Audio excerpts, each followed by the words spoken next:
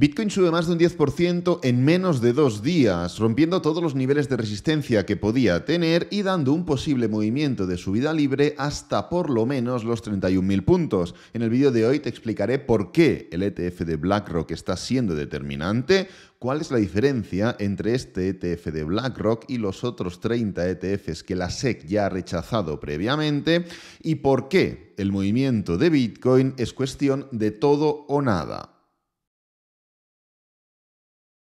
Muy rápidamente vamos a por el calendario económico de hoy y es que la inflación en el Reino Unido ha superado las expectativas del mes de mayo, lo que evidentemente aumenta la presión sobre el gobierno y el Banco de Inglaterra. No es para bromas, la verdad, ya que estamos viendo tasas no vistas desde el año 1992. He revisado el documento y los datos y parece que ese incremento viene debido al aumento de los precios de los vuelos, bienes y servicios, tanto recreativos como culturales, y atención a esto, por el repunte de los precios en automóviles de segunda mano. Más allá de esto, si ayer teníamos declaraciones interesantes de varios funcionarios, hoy incrementamos un poco más el nivel y es que va a hablar Isabel Schnabel y Jerome Powell. Lo harán a las 15:45 y a las 16:00 respectivamente en el uso horario UTC+2. En cuanto a noticias de última hora, quiero hacer hincapié en algo de lo que todo el mundo está hablando y es el ETF de BlackRock.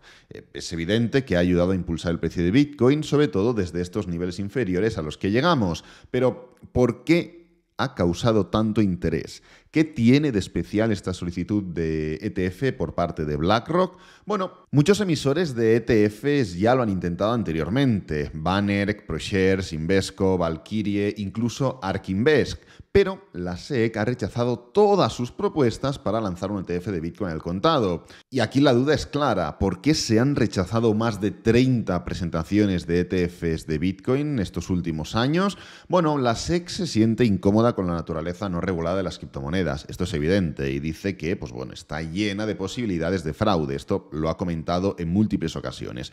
Esta posición no es del todo injustificada, estaremos de acuerdo, ya que ha habido múltiples ataques y otras actividades podríamos llamar fraudulentas, ¿no? Pero realmente en términos de estructura no ha habido evidencia aún de que los productos negociados en bolsa de Bitcoin hayan tenido algún tipo de problema relacionado con este tipo. Lo primero que tienes que saber es que los ETFs de Bitcoin al contado ya existen, solo que no en los Estados Unidos. Hay varios que se negocian actualmente en Canadá y allí es cierto que son mucho más permisivos los reguladores en cuanto a este tipo de decisiones. Incluso hay otros productos relacionados con la blockchain o también el sector del cannabis. Sin embargo, la SEC en Estados Unidos ha aprobado los ETFs de futuros de Bitcoin. El más grande, por ejemplo, es el ETF ProShares Bitcoin Strategy, que se llama BITO, que tiene casi 1.000 millones en activos. Yo, por ejemplo, ya lo sabréis, estoy en largo en este ETF de aquí, llamado Block. Entramos hace bastante tiempo intentando dar continuación a todo el movimiento de impulso pullback y continuación semanal. Ahora trataremos ello un poquito más en detalle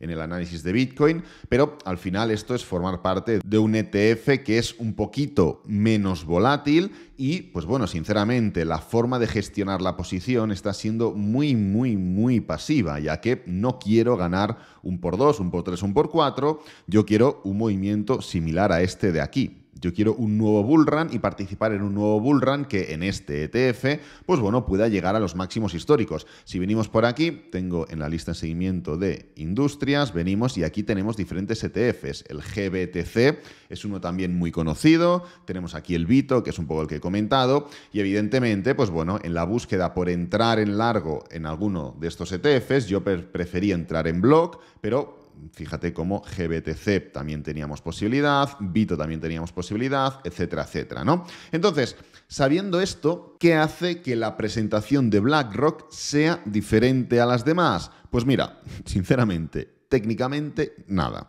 El producto que BlackRock ha presentado propone mantener bitcoins físicos de la misma manera que lo han hecho muchas presentaciones anteriores. Pero leyendo el documento que ha presentado BlackRock, creo que el secreto está en que está dispuesto a celebrar un acuerdo de vigilancia compartida con un operador de una plataforma de comercio al contado que tenga sede en Estados Unidos.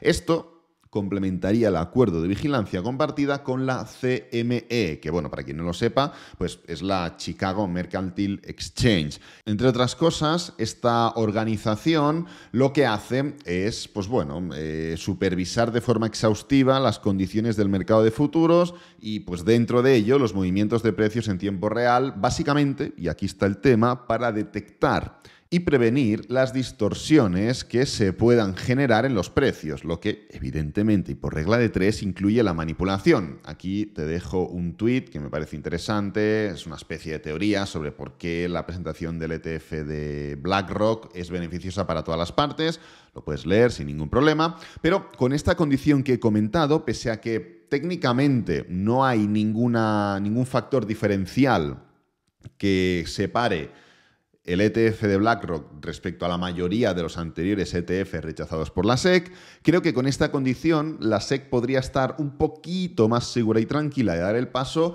ya que tendría esa seguridad o ese organismo vigilando, pues bueno, uno de los puntos que menos le gustan a la SEC respecto a las criptomonedas, que es un poco el tema de la manipulación, la seguridad, el fraude y demás. Así que nada, quería destacar este tema en cuanto a noticias de última hora y ahora ya sí vamos directamente a por el análisis de Bitcoin de hoy. Venimos por aquí, aquí lo tenemos. A ver, hemos estado comentando estos días que el canal cesaba su estructura, es decir, al final el canal es un patrón de reversión, es un patrón alcista. Hemos estado siguiendo toda esta estructura de canal durante los últimos meses o semanas, pero recientemente hemos hablado que esta estructura de canal debía desaparecer. No un movimiento alcista, no un movimiento bajista, sino la estructura en sí que implicara que esta ruptura de aquí iba a llevar a Bitcoin hasta la parte superior, hasta el inicio del canal, hasta los 31.100 puntos aproximadamente, ¿no? ¿Cuál es el motivo de esto? Bueno, básicamente que dejó en un momento determinado esta estructura de canal de respetar una de las bases de los canales, que es atacar la parte superior y luego atacar la parte inferior. Hasta ahora lo estaba respetando, de la superior a la inferior, de la inferior a la superior, de la superior a la inferior, de la inferior a la superior. Entonces, punto número 1, deja de respetar el movimiento natural de un canal. Eso es lo primero. Punto número 2, empieza a rechazar niveles horizontales. Un nivel horizontal no forma parte de un canal, porque lo cruza por la mitad. Y el canal no rechaza desde la mitad. El canal va de la parte superior a la parte inferior. Puede ser coincidente una parte inferior con un canal, sí, o con un nivel horizontal, sí, correcto, pero en este no era el caso. Y el precio empieza no solo a dejar de ir de arriba abajo y de abajo arriba, sino que empieza a rechazar niveles horizontales de, en este caso, soporte, algo que no forma parte, como digo, de la naturaleza del canal. Y punto número 3, estuvo más tiempo respetando las medias móviles que la estructura del canal. Si partimos el momento en el que se empiezan a respetar las medias móviles, que es aquí, nos damos cuenta que esta parte del tiempo es mucho más inferior a esta parte de aquí. Y esta parte de aquí es el momento en el que se empiezan a respetar las medias móviles. Con lo cual, el canal pasaba a un segundo plano. Esto evidentemente implicaba la probabilidad de no romper la resistencia, porque si tú estás siguiendo las medias móviles y estamos ahora mismo en estas medias móviles, la probabilidad, teniendo en cuenta que deshacemos la estructura de canal por motivos técnicos bastante evidentes, es que el precio no rechace, o sea, no rompa la parte superior del canal. Ayer hablamos de esta estructura de hombro, cabeza, hombro previa al movimiento alcista. Había muchos niveles. Esto es el punto número 1. No solo estaban las medias móviles, también estaba la parte superior del anterior canal, un nivel de resistencia, y un nivel de resistencia también horizontal en los 27.000. Quiero decir, había muchos números para que el precio no fuera capaz de romper, ya no solo de romper la estructura, sino de dar esa continuación alcista, ¿no? Y además, último punto, no se había formado ningún patrón de reversión. Quiero decir, tú normalmente, previo a un movimiento alcista, formas un patrón de reversión, formas una estructura alcista que te dice, vale, ya vas a subir, ya tienes esa probabilidad decantada, ya tienes ese movimiento. Luego pueden haber noticias o puede ser lo que sea, ¿no? Pero claro, lo normal es que si no interviene ningún aspecto fundamental, económico o lo que sea, lo normal es que se forme algún tipo de estructura, algún tipo de patrón que le dé confianza al trader y al inversor para comprar y que eso vaya levantando el precio poco a poco.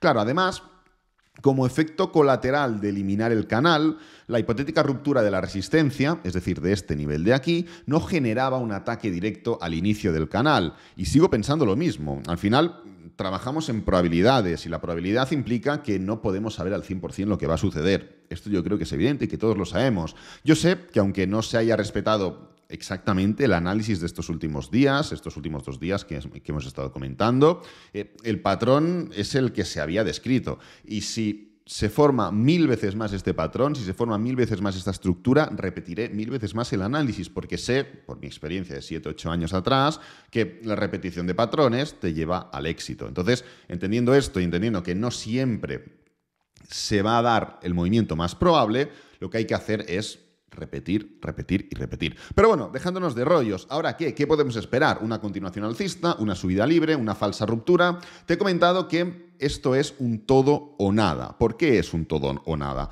Bueno, la estructura en gráfico semanal sigue literalmente sin cambios. ¿Te acuerdas que estuvimos buscando formas de entrar? Estuvimos hablando que en todo este movimiento tan crítico de aquí, donde se formó bastante tensión en el mercado, momento en que la SEC y Binance tuvieron sus diferencias, hablamos, oye, no ha cambiado nada, porque seguíamos en esa estructura de canal, porque la acción del precio en gráfico semanal seguía siendo de impulso, pullback, continuación, y porque seguíamos manteniendo todos los niveles de soporte semanales importantes. En este punto comentamos, lo que hay que hacer es buscar formas de entrar en largo, hay que buscar compras. ¿Buscamos compras en qué sentido? Buscamos compras en que algún tipo de patrón desarrollara una estructura alcista. Si esta vela de aquí, en gráfico diario, hubiera sido alcista, claro, evidentemente lo que habría hecho es entrar en largo, porque se está formando una envolvente alcista en una etapa final de un supuesto canal y rechazando un nivel de soporte importantísimo. Pero claro, es que no se llegó ni a formar una candlestick de envolvente alcista en un movimiento que podía ser de reversión, ¿no? Entonces, en mi opinión, y también teniendo en cuenta que ya voy largo en otros activos relacionados con Bitcoin, en otros trades o swing trades, yo no quería tomar ese riesgo. Sí que es cierto que me habéis comentado varios, que habíais entrado, que habéis ejecutado el trade, tal cual lo había comentado y demás. Pues oye, muy bien, yo lo vi excesivamente arriesgado para mi gusto, ¿no?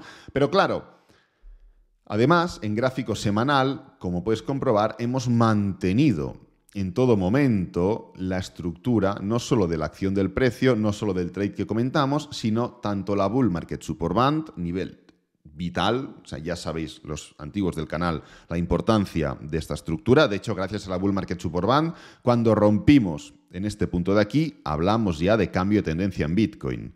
Estamos hablando de enero de este mismo año. Ya comentamos ese cambio de tendencia. ¿Por qué? Pues porque sabemos que creo que era un 78% de probabilidades. Cuando el precio rompe la Bull Market Support Band, hicimos un estudio, el precio cambia de tendencia, ¿no? Entonces, el gráfico diario tiene que confirmar. La estructura semanal está muy bien, la estructura semanal es alcista, mantiene ningún problema, ningún cambio, pero tenemos que esperar a esta confirmación de gráfico diario. Y aquí es donde entra el aspecto de todo o nada. ¿Por qué?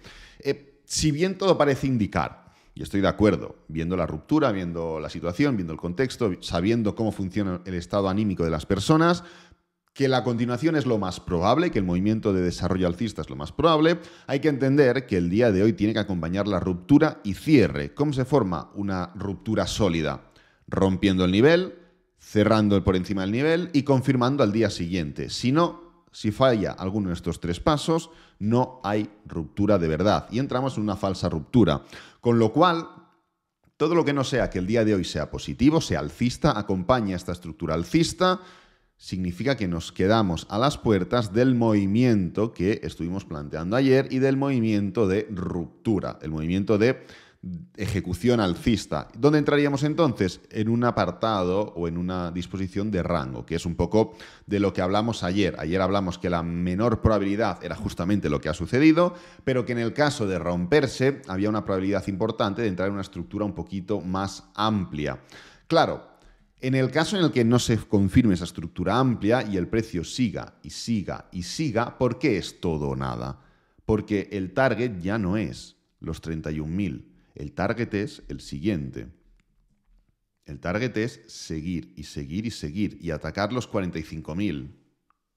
Puede parecer una locura, puede parecer una barbaridad, pero ahí es donde entra el todo o nada. ¿Por qué entra el todo o nada? Sencillamente porque en gráfico semanal, si ahora el precio continúa y esta semana o la que viene ataca pues los máximos recientes o lo que sea, ¿no? Se pone pues sobre los 31.600. Entonces, esta estructura de aquí, este patrón de continuación, es eso, un patrón de continuación. No es tolerable, técnicamente hablando, que si se confirman todos los puntos que hemos ido comentando hasta ahora, que si el precio se impulsa, hace un pullback, se impulsa, hace un pullback, independientemente de que esa estructura de canal no hayamos atinado, no se haya dado lo más probable o lo que sea. La estructura alcista la hemos estado comentando en todo momento, la estructura de impulso, pullback y continuación. El hacer esto, el continuar, el atacar los 31.000, los 32.000 incluso, no es, vale, perfecto, tengo un target y ya está. El rechazo de estos niveles de aquí en forma de doble techo, nivel de resistencia importantísimo, implica esto. Por eso digo que es todo o nada. ¿Por qué es todo o nada? Porque o confirmamos, rompemos y atacamos, he dicho 45, como podría haber dicho 41, 42 o 47, lo he dicho un poco, niveles de este índole, ¿vale? Niveles cercanos a estos puntos. Todo lo que no sea eso es una estructura de doble techo, debilidad, resistencia, patrón bajista para abajo. Es eso, es todo o nada.